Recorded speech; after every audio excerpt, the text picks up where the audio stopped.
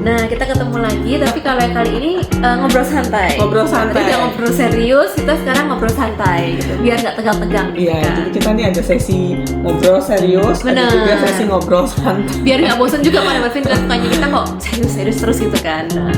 Kadang ya anggap aja kita lagi di kafe nih ya. Iya, walaupun bukan di kafe gitu ya. Gini, gimana nih? Hari ini sekarang ini mau bahas tentang apa? Ini soal lahiran. Oh, oke. Nah, ini gimana lahiran? Ini yang sering banget para Wavy sering dengar kayaknya deh. Istilah kalau bilangnya itu kita tuh baru menjadi wanita seutuhnya kalau kita tuh melahirkan secara normal. Betul nggak sih? Betul nggak para Wavy? Betul nggak? Mitos atau fakta? Sering mendengar itu? Pernah diomongin kayak gitu sama mertua atau orang tua atau teman atau siapapun? Pasti sering ya kalau kita lagi hamil kan tanya nih kan, nanti kamu kira-kira nanti bakalan lahiran sesar atau normal? Betul. Sering ya? Sering itu pasti pertanyaan pertama tuh. Itu sebenarnya mungkin bagi orang basa-basi ya. Iya, betul. Tapi mungkin bagi kita akan menangkap itu tuh serius. Iya. Lahiran normal itu wanita seutuhnya. Jujur, aku cukup amazed sih dengan para ibu-ibu, istri-istri yang melahirkan secara normal. Okay. Itu apa ya? Perlu kekuatan lebih kayaknya. Gimana nih? Kita bedah. Nah, ini kita mungkin cerita-cerita ya. Kalau aku kan emang lahirnya normal, kalau Shelly lahirnya emang sesar ya. Jadi kita punya dua sebenarnya yang berbeda nih gitu kan. Nah, kalau aku sejujurnya sebelum pas hamil diceritain gimana? Betul. Nah, jadi gini, aku tuh sebenarnya orang yang cukup boleh dibilang agak takut dengan yang namanya itu operasi dalam bentuk apapun. Bahkan kalau teman-teman yang kenal sama aku tahu banget ya, aku walaupun cewek gitu ya, aku tuh paling anti yang namanya untuk sulam alis lah, atau buat kelip mata, atau mungkin sulam bibir, atau operasi-operasi yang lainnya yang untuk kecantikan tuh paling anti. Jujur. Lihat, ini kecantikannya nih natural. Tidak aku ada nggak edit. pernah pakai apa-apa. Tidak ada edit. Bahkan ini. untuk ya kita ngomong kayak botox aja, filler aku nggak pernah sih sama sekali para Wavy. Takut banget. Nah, jadi itu salah satu yang menjadi landasan untuk aku, lahiran maksudnya normal. ketika memutuskan tuh aku mau lahiran normal. Oke. Yang kedua tuh soalnya juga aku tuh takut banget lihat yang namanya luka. Jadi aku tuh kayak gini, kalau lihat luka gitu ya, entah luka aku sendiri ataupun luka orang lain, anakku misalkan jatuh ataupun suamiku gitu ya, misalkan luka gitu kan, kegores aja berdarah gitu, itu perutku tuh bisa kayak ngerasa kayak, kamu tau gak sih kayak naik roller coaster yang kayak keri-keri itu loh, kayak geli-geli itu. Yeah. Nah, aku tuh selalu kayak gitu kalau lihat luka. Nah, waktu itu kan aku sempat mikir kan, kalau aku dioperasi sesar, pasti kan lukanya cukup besar tuh ya kan. Betul. Dan kita harus olesin salep ya. Kalau zaman dulu ya, aku nggak tahu kalau zaman sekarang mungkin udah canggih, udah nggak perlu yang dioles-oles itu gimana ya. Kalau zaman dulu aku taunya pasti harus dioles-oles tuh, kayak iparku tuh masih harus dioles perutnya setiap hari. Harus dipegang jahitannya kan, untuk ngoles kan nggak mungkin nggak pegang jahitan kan otomatis kan. Dan betul. itu aku serem banget gitu loh. Udah aduh, bayangin tuh udah serem banget. Jadi waktu itu aku yakin normal. Sebenarnya juga nggak yakin sih, kan orang-orang udah bilang sakit banget soalnya. Dokternya menyarankan bisa normal apa enggak? Kebetulan kalau dokterku emang dokter wanita ya, dia sih menyarankan kalau dari dia emang sebisa mungkin normal ya normal aja. Kenapa? Karena kita ngomong kalau secara penyembuhan ya para Wavy ya, kalau untuk normal sih lebih cepat daripada sesar. Ya emang ada beberapa pertimbangan nih. Pertimbangannya kita mungkin sedikit buka-bukaan ya. Kalau normal itu memang kelebihannya kita untuk masa recovery-nya lebih cepat gitu kan. Kita ya begitu udah, paling kita sakitnya cuma seminggu awal aja sih ya, waktu jahitannya masih belum benar-benar kering gitu kan. Itu aja yang kerasa agak jalannya kayak agak aneh-aneh sedikit gitu loh. Kalau mau duduk juga pelan-pelan gitu kan. Tapi kalau sudah selesai 1 minggu sampai 2 minggu itu udah ya udah beraktivitas normal seperti biasa kayak gitu. Dan gak ada yang kayak efek samping setelahnya itu kayak rasa sakit-sakit atau apa tuh gak ada. Kan kalau orang yang sesar kan kadang-kadang ada ya rasanya ya. Kalau normal sama sekali gak ada sih. Cuman kelemahannya ini yang katanya orang mungkin ya, tapi mungkin para Wavy juga boleh tanyakan kepada pasangan masing-masing ya. Katanya ada yang bilang kalau normal kan otomatis jadi membesar tuh, jadi katanya kurang menggigit katanya gitu kalau untuk berhubungan. Tapi ya nggak tahu, balik lagi masing-masing ke para pasangan gimana dan para Wavy gimana cara menjaganya setelah lahiran normal, karena itu juga bisa dilatih juga sih sebetulnya otot-ototnya kita untuk bisa kembali bagus seperti dulu juga ada. Nanti kita akan bahas di sesi berikutnya ya kalau itu ya. Nah, jadi kalau aku pribadi untuk lahiran normal, aku sih itu sih yang jadi pertimbangan utama aku kenapa aku memilih normal. Nah, tapi jujur para Wavy, aku juga tidak memungkiri pengalaman pertama sama kedua juga beda banget nih. Gimana? Nah, kalau anak pertama itu kan aku ikut kelas senam hamil waktu itu kan, ikut senam hamil, belajar cara pernafasan segala macem. Terus waktu pas hari H nih, Pas hari H, melahirkan. pas hari H tuh aku tiba-tiba itu memang pagi-pagi tuh kerasa kayak mules jam-jam 6 gitu kan, perutnya udah mulai agak mulus-mulus gitu. Terus kan dokter bilang nih, pokoknya kalau melahirkan tuh ada 3 tanda-tandanya, ketuban pecah, flek, sama perutnya mulus, kontraksi 5 menit sekali. Kalau sudah 5 menit sekali itu para wifi harus cepet-cepet buru-buru ke rumah sakit. Takutnya kan mukanya udah besar tuh. Waktu itu aku timer tuh, kok udah mulai 5 menitan ya kontraksinya gitu kan. Nah, terus aku tuh ingat karena aku juga kebetulan kan Chinese tradisinya ya. Jadi kita tuh dengan tradisi kalau setelah kita tuh lahiran mau normal, maksudnya kita nggak boleh keramas selama 1 bulan. Nah, jadi ketika aku tahu kontraksi, aku langsung buru-buru kamar mandi keramas yang bersih. Aku nggak bilang ke rumah sakit dulu para wifi. Aku takut nanti nggak bisa keramas 1 bulan. Jadi aku langsung cepet keramas yang bersih gitu kan. Sebelum ke rumah sakit. Nah, waktu masih di perjalanan tuh ya kerasa kayak mulus-mulus gitu, tapi masih bisa nahan. Itu masih bisa hahihi, ketawa-ketawa, guyon-guyon, bercanda-bercanda sama suami gitu, masih bisa sama mertuaku. Kebetulan itu yang nemenin itu mertua kan gitu kan. Nah, sampai di ruang bersalin, diperiksa suster ternyata udah bukan 4 nih. Cepet ya. Tapi kok nggak kerasa ya? Pertamanya kan gaya kan. Berarti aku bisa sanggup nih. Sanggup katanya orang-orang sakitnya kan, aku masih bisa tahan sampai bukan 4 juga masih toleransi gitu kan. Aku pikir ya udah. Nah, terus kan anak pertama kan juga nggak punya pengalaman apa-apa nih para wifi. Ya udah aku tiduran di ranjang. Katanya kan nggak boleh naik turun dari ranjang gitu kan. Ya udah aku tiduran di ranjang. Pokoknya kalau setiap kontraksi ditahan, jangan teriak-teriak. Ada suster yang begitu. Oke, aku coba tahan. Mulai bukaan ke-5 mulai terasa kontraksinya. Bukaan ke-6, ke-7 aku mulai jerit-jerit para wifi. Aku mulai merasa menyesali keputusanku untuk ngambil jalan normal para wifi karena ternyata emang sakit. Dan itu karena sakitnya memang mulai luar biasa ya. Itu namanya kan kebetulan kan kalau kita kan berteman sama suami ya kalau normal ya aku ya. Itu suamiku aku mulai, aduh sakit banget aku kok ngerasa nyesel ya kayaknya aku mendingan operasi aja deh gitu kan. Nah terus mertua aku tuh dengan sabarnya dia bilang, jangan udah terlanjur udah sampai bukaan 6-7, tahan dikit lagi udah hampir selesai kok, nanti kamu rugi kalau kamu operasi sama normal kan rasanya sakitnya double dia bilang gitu. Jangan, udah bentar lagi kok udah keluar, tahan dikit lagi ya katanya gitu kan. Ya udah itu mulai bukaan 7, 8, 9 yang namanya tangan suami itu jadi korban. Udah kayak cakar ya. Cupit dah. Cakar ya. Kan nggak boleh teriak ya. Terus gimana dong gitu kan? Ngempetnya gimana? Sakitnya nih gimana cara nahannya? Nah akhirnya, itu kerasa tuh setiap kali kontraksi ya. Nah tapi mungkin pengalaman itu karena emang anak pertama, jadi masih buka jalan gitu loh. Kan dia masih mencari jalan, nggak tahu jalannya lewat mana gitu kan dia para wifi. Jadi emang kerasa kontraksi tuh lebih sakit banget. Nah kita juga panik ya. Itu juga kebawa efeknya waktu pas lagi lahiran.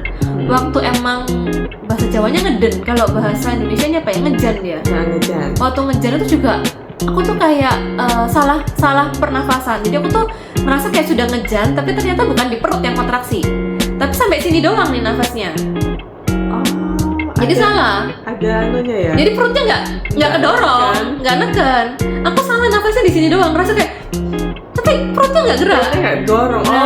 Oke. Nah itu dan itu juga agak serem karena aku juga kacamataku juga lumayan tinggi ya, minusnya kan sekitar 4,5 kan. Nah itu juga aku juga takut karena kan pembuluh darah di mata takutnya kan pecah ya kalau kita salah ngejannya gitu kan.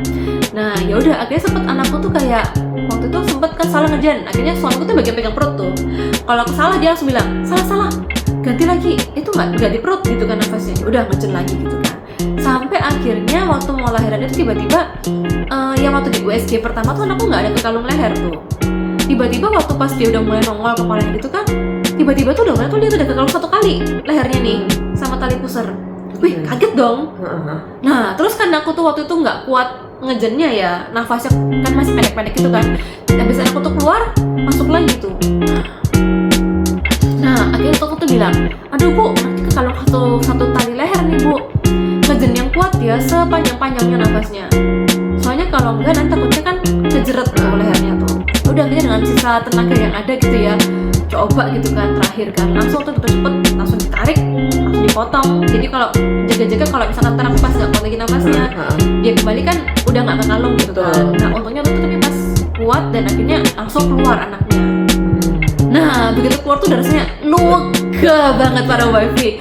Udah deh mau diapain, mau dijahit, mau diapain, mau dikunyah-kunyah, perutnya udah nggak kerasa. Oh betul. Jadi sakitnya tuh pas tuh kontraksi sampai bukan 10 sampai anaknya lahir tuh yang bener-bener sakitnya kayak kita tuh dirobek, memang kayak dirobek ya gitu ya, kayak sesuatu yang keluar dari badannya kita yang gede banget gitu kan. Jadi emang kerasa sakit banget. Dan wifi harus tahu ya, kalau melahirkan tuh tidak boleh dibius. Maksudnya dihilang rasa tuh nggak boleh, karena kita harus tahu posisinya tuh sedang di mana, keluar robeknya itu kita memang harus rasain gitu. Nah, tapi beda waktu anak kedua gitu kan. Aku udah lebih tenang anak kedua. Karena sudah pernah ngalamin tuh. Bahkan anak kedua tuh sempat induksi loh para wifi.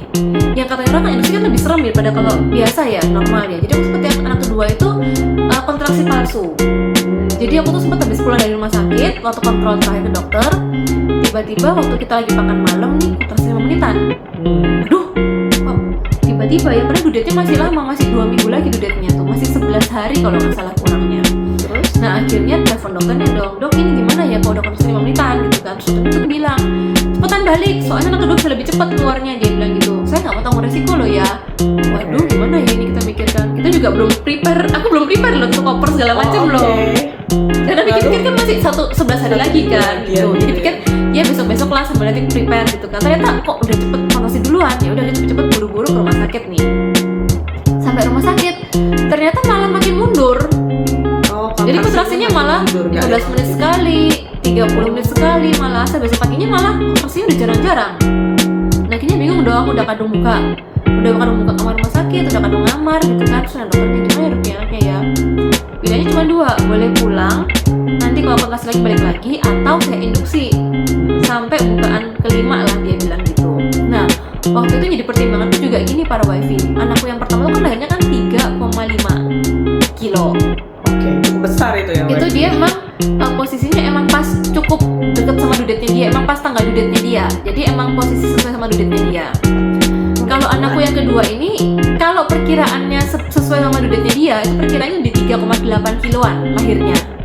Oke. Nah, otomatis jujur ya, secara psikologi walaupun aku sudah pernah lahiran normal ya, tetap aja serem ya, 3,5 udah kayak gitu kan, ngerasain sakitnya. Apalagi ya, aku mikir 3,8 ya. apalagi 3,8 ya, gimana cara ngelahirinnya ya, aku juga sempet takut sih waktu itu sih para wifi. Akhirnya diinduksi. Nah akhirnya aku tuh mikir-mikir ya, kalau sekarang dicek itu kondisinya di 3,1 atau 3,2 beratnya dia masih para wifi. Jadi aku tanya dokternya, dok kalau misalnya diinduksi seperti itu saya bukaan 5, aman nggak ya buat babynya ya? Maksudnya sudah cukup matang nggak ya untuk keluar? Oh nggak apa-apa, dia bilang gitu. Ya udah, akhirnya aku coba diinduksi para wifi sampai bukaan ke-5. Nah tapi memang rasanya beda banget sih. Jadi waktu aku yang kedua ini karena lebih tenang, udah lebih tahu ya kondisinya kayak gimana ya. Jadi waktu aku kontraksi itu aku nggak mau duduk, aku nggak mau tidur di ranjang. Aku benernya duduk di kursi. Aku turun ke sebelah ranjang, ada kursi gitu kan. Aku duduk di kursi sampai mulai bukaan 8 atau 9 aku baru naik ke ranjang. Karena emang yang aku kerasa kalau kita tuh waktu kontraksi itu di ranjang, itu yang kerasa sakit banget tuh di daerah tulang belakang sini sih. Itu sakit luar biasa, terutama kalau kita bilang itu kalau orang Jawa tuh ngomong boyok ya, di daerah pinggang bawah. Itu sakitnya emang luar biasa sih para wifi. Kalau yang awal-awal loh ya. Tapi kalau yang kedua sih aku udah nggak terlalu sih. Jadi karena waktu kontraksi aku duduk, itu mengurangi rasa sakit di daerah area pinggang.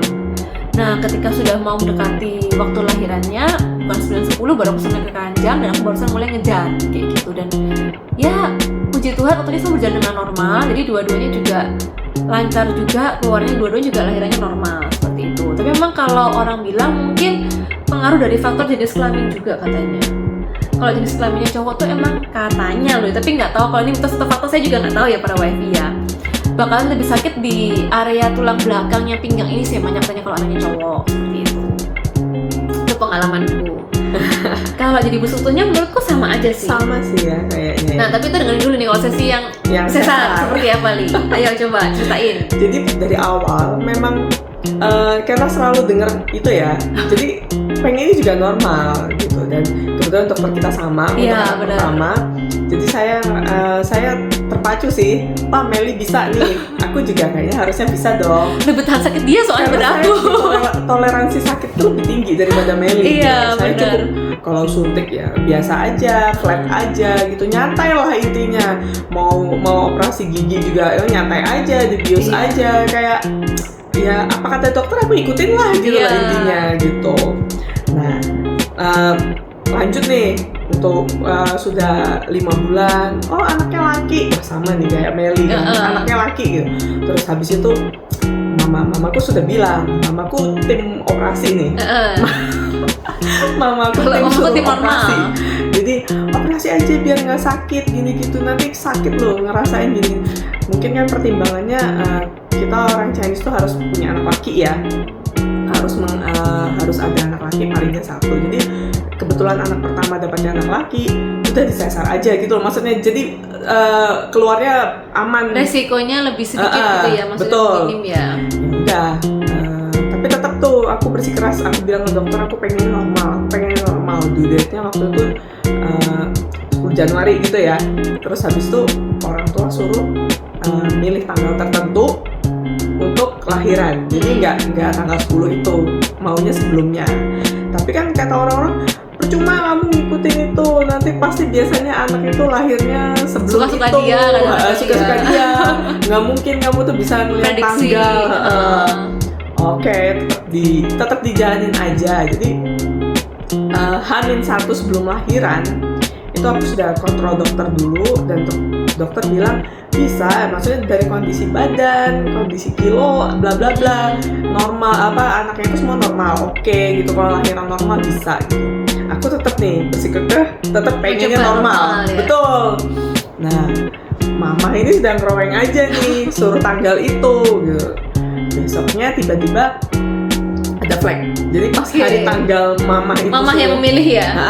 Hari tanggal itu mama pilih itu tanggalnya itu ada flag.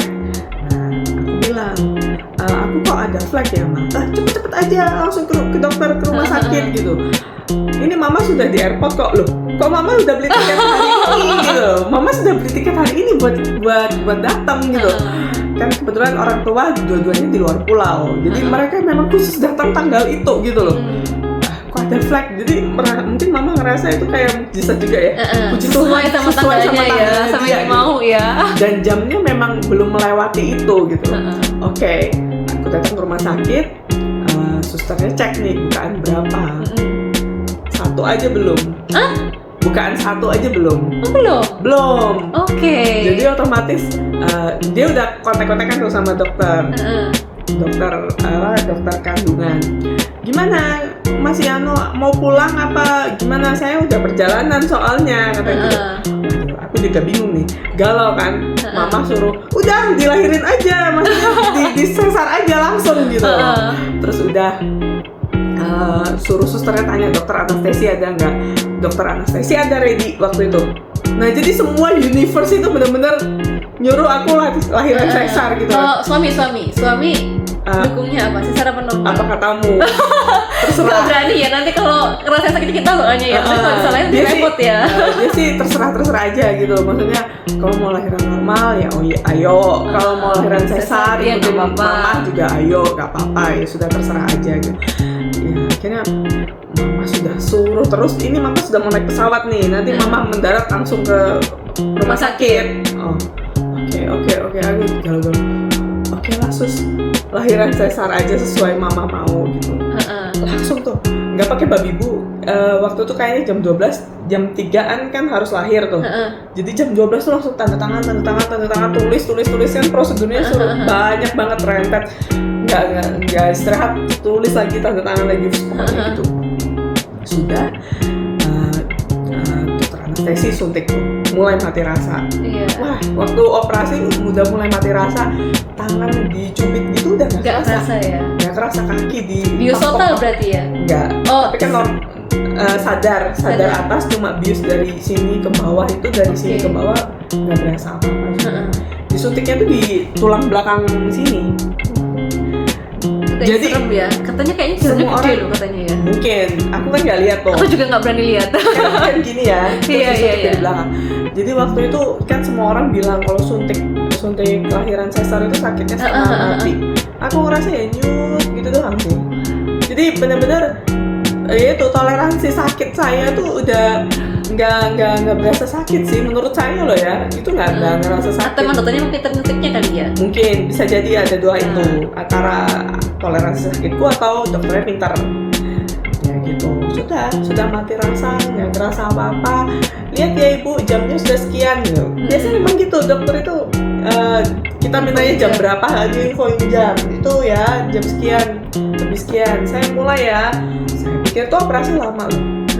Ternyata cuma 5 menit, Oh, iya? 10 menit sudah dia jahit selesai.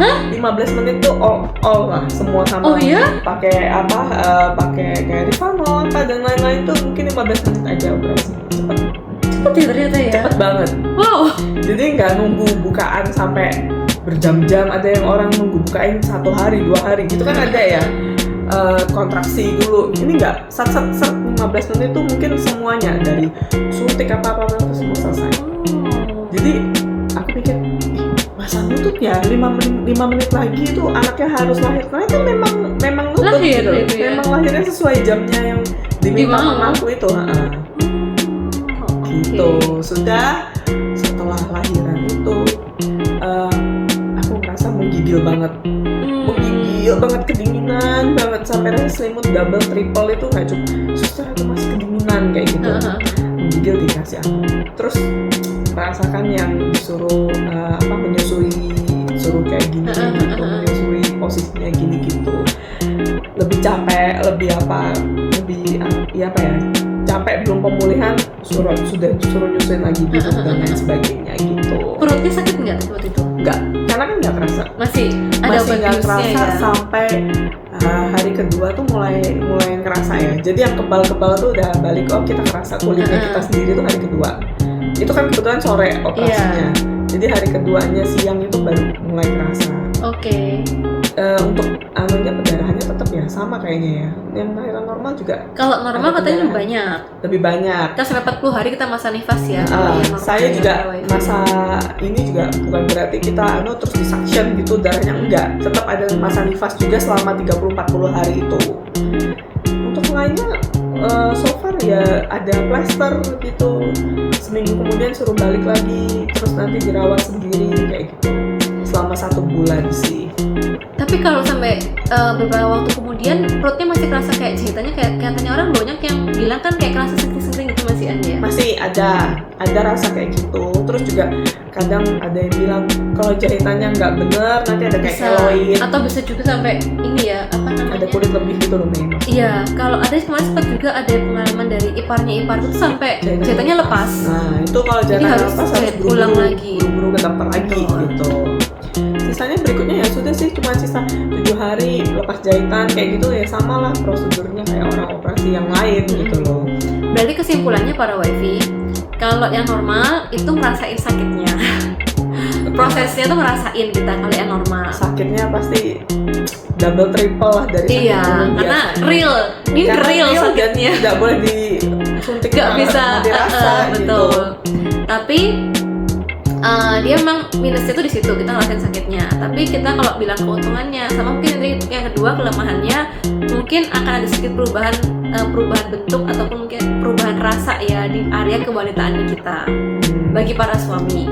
Tapi untuk kelebihannya secara pemulihan itu kita lebih cepat dan kita juga bisa beraktivitas normal kembali itu dengan ya apa adanya gitu kan, karena ya emang secara kodratnya normalnya Tuhan juga kasih seperti itu dulu waktu awalnya gitu kan. Jadi emang secara alaminya ya seperti itu, cepat proses pemulihannya. Kalau kita ngomongnya sesar itu positifnya adalah tidak merasakan sakit, tidak merasakan kontraksinya, cepat. Terus juga kita nggak takut juga ya, maksudnya ya, karena kan nggak kelihatan juga ya waktu dijahit apa kan nggak ngelihat kayak gimana gitu. Tapi memang secara kita ngomong kelebihannya kedua tadi juga bentuknya kewanitaan juga sama, tidak berubah sama sekali. Tapi yang ketiga Kalau untuk kekurangannya otomatis adalah ketika setelah selesai dioperasi itu akan ada masa penyembuhan tuh lebih lama, lebih Dan takes harus time. hati-hati ya, text time harus Betul. steril, harus apa. Jadi usahain meskipun itu memang kita tahu dari rumah sakit aman ya, kita juga menjaganya tuh juga hati-hati, jangan sembrono. Betul. Jangan kalau mandi gini juga nggak bisa, harus lebih harus diikutin pelan-pelan. benar-benar rule-nya ya, Betul. maksudnya untuk benar dijaga. Tata caranya, dan minum obatnya cukup banyak loh. Oh gitu ya. Minum obatnya setelah itu ada Antibiotik mungkin ya, antibiotiknya. anti nyeri, anti radang Betul. gitu ya, anti infeksi gitu ya. Ya itu cukup banyak dan jamnya harus tepat. Nah itu juga para wifi harus perhatikan seperti itu juga. Nah yang pasti ya apapun pilihan para wifi tidak merubah untuk Jadi mama sih. jadi mama seutuhnya gitu kan, karena sebenarnya jadi mama seutuhnya itu bukan karena proses yang kita pilih, tapi ya karena keputusan yang kita ambil untuk kita mau memelihara anak di dalam kandungan kita dan kita mau melahirkannya ke dunia ini dan kita berjanji untuk merawat dan menjaga dia dengan sebaik mungkin. Itu menurut aku definisi ibu yang seutuhnya Betul. sih, karena percuma kita mau ngelahirin dia sesar untuk normal kalau misalkan nanti Kita tidak menjaga anak tidak kita itu. jaga. Maksudnya ada orang-orang kan yang melahirkan terus ditelantarkan. Ya itu menurut aku sih bukan definisi ibu yang seutuhnya, walaupun dia mau normal maupun dia mau sesar gitu Betul. kan. Tapi ya kalau kita bilang jadi ibu itu ya ketika kita mau mengambil tanggung jawab, ketika kita di persatuan kita memiliki satu nyawa dalam tubuh kita mau menjaga merawat itu dari sejak di dalam kandungannya kita sampai sudah lahir ke Jadi dunia. sejak dia di dalam janin, di dalam rahimnya kita, itu kita menjaga apa yang kita makan itu Betul. juga kita tuh udah jadi ibu, meskipun misalnya ya maaf anak itu tidak lahir Tidak atau lahir, keguguran. misalnya keguguran, Itu kita betul. dari awal menjaga, kita konsumsi obat, vitamin dan lain-lain, itu kita menjaga dia gitu loh. Benar, seperti itu. Jadi jangan terlalu pusing masalah orang mau ngomong sesar, normal dan kawan-kawan. Seyakinnya teman-teman aja gitu kan. Karena aku pun juga sama kok. Waktu aku mau lahir normal, aku juga karena takut operasi, aku bilang sama anakku waktu di dalam kandungan, itu aku setiap hari selalu bilang sama Beroperasi anakku. ya. Aku ngomong, "Nah, mama ini takut banget kalau mama tuh harus operasi. Mama tuh nggak berani dioperasi. Tolong bantu mama ya lahiran yang pinter ya, lahiran Jadi, yang bagus ya, Anak yang dari dalam lancar." kandungan udah di kooperatif. Iya, ya. diajak kooperatif gitu kan. Sampai aku tuh nyoba lo teman-teman kayak Tapi orang bilang itu degan biasanya hijau nyata gitu-gitu tuh aku cuma coba lo kemarin lo. Oke, supaya lancar. Iya, ya percaya nggak percaya pokoknya aku rasa orang bilang bisa membantu ya udah coba lah gitu kan daripada tidak ada melakukan sesuatu ya aku pikir seperti itu ya, selama masih positif dan tidak membahayakan ya aku coba aja seperti itu. Dan itu ternyata ya manjur sih anakku dua-duanya untungnya mendengarkan dengan baik ya. Jadi kalian jangan salah paham ya para wifi ya, walaupun masih di kandungan anak-anak tuh sudah bisa mengerti dan merasakan apa yang Tuh, ibunya rasakan. kita rasakan seperti itu. Maka kadang-kadang juga ada trauma itu yang terbentuk dari dalam kandungan. Jadi kalau bisa selama mengandung itu jangan terlalu take emosi. Betul. Gitu ya. Hadapi sesuatu tuh dengan sebaik-baiknya, dikelola emosinya. Jangan sampai ada kata-kata kutuk ataupun kata-kata yang tidak pantas yang kita ucapkan ke anaknya kita. Karena itu akan menjadi sebuah Apa ya? Mereka mendengar gitu ya. Betul. semacam gimana ya? karena kan ada rohnya sudah kita bilang Betul. ya. Kita bilang sudah ada rohnya. Jadi itu ngerti gitu loh maksudnya. Termasuk kalau misalnya ada perlakuan yang kayak main tangan dari suami atau Betul. apa, cekcok segala macam itu dia juga mengerti. Termasuk kalau misalkan nih, sorry to say ya, ada yang bermaksud untuk menggugurkan atau ada yang bermaksud untuk Mereka tahu. meniadakan itu mereka bisa ngerti. Dan itu kadang bisa jadi penyebabnya mereka kenapa setelah mereka besar tuh jadi kayak troublemaker. Ternyata waktu sempet di hipnoterapi gitu kan, ditarik ulur kembali ke waktu dalam kandungan, ternyata mereka tuh merasa kalau mereka tidak diinginkan posisinya waktu itu.